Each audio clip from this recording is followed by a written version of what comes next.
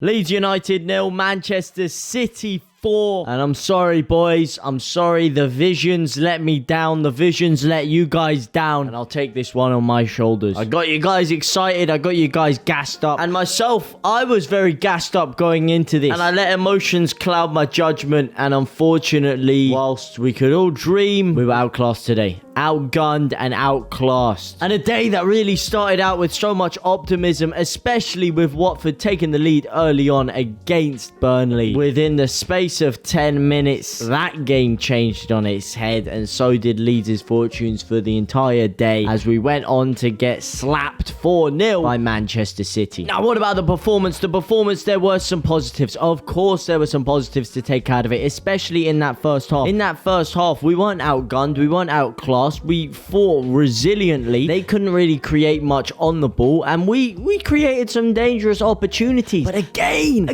that final ball just missing. We would get in and around their 18-yard box more times than I can count, and then we would just mess it up. The final pass wouldn't be there. That final bit of cutting edge, that final bit of creativity, class, it wasn't there. We did defend well in that first half as well, not really allowing them to create too many killer opportunities, sometimes not even allowing them to get through to the back four, really winning the ball well in that midfield, really sparking on the transition quickly, and those players work their socks off. But again, how many times are we going to see it as Leeds fans? How many times are we going to see it against the big teams, the small teams? Doesn't matter what team we're playing. Set pieces. Set pieces. Every single time the ball comes in, it's a free kick we really shouldn't have given away by Stuart Dallas in there. A dangerous free kick, not the most dangerous free kick around, but a dangerous one nonetheless, probably around 30 yards away from goal. We try to play a high line, a little bit of high line action going on. Absolutely doesn't work at all because we cave in, completely decide to run back towards our own goal, completely screw over the high line that we were trying, and then they just sat in acres of space. Rodri, I know I said it would be the Spaniard Rodrigo to break City hearts today, but it was the Spaniard Rodri who broke Leeds United hearts instead. There was a beautiful ball in by Phil Foden, yes, but he was in acres of space. I don't know what cologne he had on, but it must have not been very good because those Leeds United defenders didn't want to get anywhere near to him, let alone touch tight to him. And he nods it in. It's a decent finish, but an easy finish, and an easy finish that we didn't have to give him. But like I said, we did fight back after that. The atmosphere was absolutely electric. Shout out to anybody that did go to the game, because you made Ellen Road an absolute cauldron. In that first half, I thought the roof was going to be blown off the stadium multiple times. I thought they were going to have to call off the game. It was so loud, but unfortunately unable to really capitalize on our good moments of pressure. Again, how many times have we seen it this season, last season? We play so well in patches. We apply so much pressure. We get the ball forward so well. There's so much positivity about our play for about a good 15 to 20 minute section out of that half. But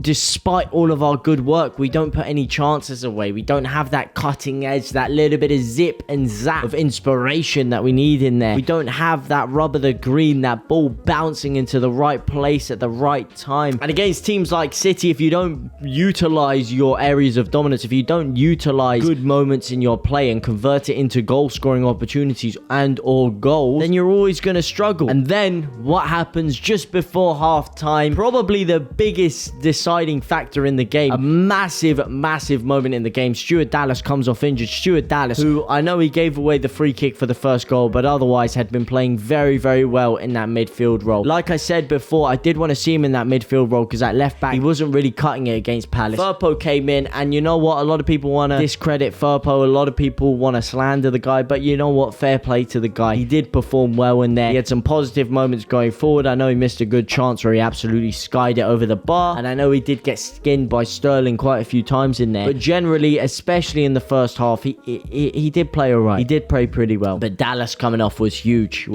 and I hope he's alright. What's happened, basically, he's crunched the side of his knee into Jack Grealish. He's going at full force, and it completely snapped it in there, and he was holding the back of his knee. That's the problem. I've experienced a similar thing myself, and it's not nice. It's not good at all. The back of the knee when something like connects from the side like that, that can swell up, and that's usually the more dangerous one because that can affect your hamstring as well. The swelling can spread if you're not careful with treating it right. So I do hope that he can get a speedy recovery, but I do think that is going to be Stuart Dallas out for the rest of the season for sure. And then the second half comes. The second half does come, and Leeds did not show the same kind of optimistically fueled performance that we did in the first half. Man City really started to look a lot more comfortable on the ball. They were still looking a little bit nervous in there, as they were for a lot of the first half. But that early goal in the second half really killed the nerves from them. Again, set pieces, the ball comes in from the corner, and this time Luke Ayling is at fault massively, completely losing his man, sprinting towards the ball for no reason, giving up acres of space at that back post. Nathan Ake gets the wrong side of Stroik and manages to get a pretty easy tap in. Just stupid defending again, stupid mistakes, and after you work so hard to keep yourself in the game, you work so hard to try and fight back and maybe earn a result, and you give away 2 needless goals like that, it does just zap the confidence out of the team. It zaps the energy out of the stadium, out of the fan base. And you saw that there was a 10 to 15 minute spell after that where that once raucous reception that you were getting from the Leeds fans kind of died down a little bit. It was filled with a lot of nerves, a lot of just blind hope, and a lot of fear. And City could smell that fear, and they could smell the blood, and they were coming forward time and time again. Stroik making another couple more clutch blocks, and we did kind of pick it up a little bit at the end. We did kind of pick up the energy, but it wasn't enough. It was too little, too late, and I don't think it was the most damning performance ever. I don't think it was the most damning performance. I think it was a strong performance. I think there were a lot of positives to take into account. And when you're playing against a City side that are as clinical and as lethal as they are, you're always going to be in for trouble. You're always going to have your work cut out for you, and sometimes against these top teams you can play extremely well, but it just won't be enough. And the 4-0 is very flattering for them. We should have got a couple of goals, especially right at the end there. Gelhardt had a very good opportunity when the ball came across. Rafinha had a good opportunity where he takes it down the line, cuts inside, takes it past 2 players, shoots it, it gets deflected over. Should have really passed it to Gelhardt there. Dan James even rounded Ederson in the 90th minute. His shot got cleared off the line. Just no rub of the green for us. That whole few minute spell there was just a complete microcosm of Leeds' game, really. Nothing falling for us. And wasting a lot of opportunities. And then City come forward on a counter attack, straight, basically a 3-4 ball move. Ball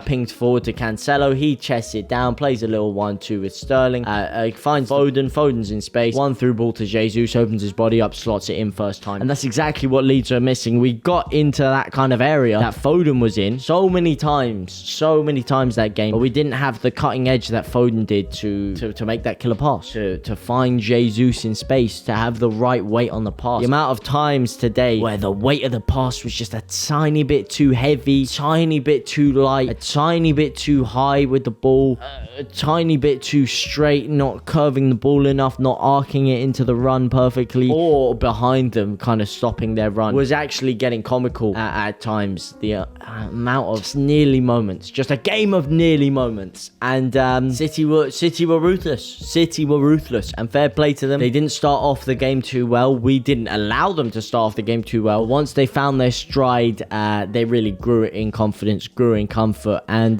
took the game to us. And fair play to them. I know I said they would lose. I know I said we would give the title to Liverpool. Unfortunately, we were unable to do that today. Unfortunately, we were unable to get those vital points to push us away from Everton, and now it's massive as we look forward tomorrow to Everton versus Chelsea. Hopefully Chelsea can do us a solid in that one. But what did you guys think? What were your thoughts on the performance down below? Did you take any positives away from it? Do you feel like on the basis of that performance we can get something out of Arsenal and or Chelsea? Or do you feel like the luck's kind of falling away from us this season? And I mean, I couldn't blame you for that either. But anyway, guys, I'm not the most downbeat that I could be. I'm just a bit deflated with the way that both of the key games went today. But we still move forward. You know, there's no point crying over spilt milk. The season is now out of our hands, and we do have to look for teams like Everton to drop points to try and help us out. And hopefully they do. Hopefully they do. The season's not over yet. It's not in our hands. But as they say, one bird in the hand is better than two birds in a glove. And I completely messed that one up. Leeds messed up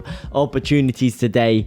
But we will fight on. We will move forward. Jesse Marsh looked really upbeat at the end. The whole fan base looked upbeat at the end. A roaring reception around Ellen Road. Almost as if we won the game 4-0 instead. Really impressive stuff. Hats off to all the fans in the stadium. Hats off to the players. Hats off to the manager. And it's very rare that you would say that after a 4-0 defeat. But that's Leeds United and that's the way we play today. Onwards and upwards, eh? I will see you very soon. Let me know what you guys thought about that game down in the comment section down below. But for now, guys, au revoir.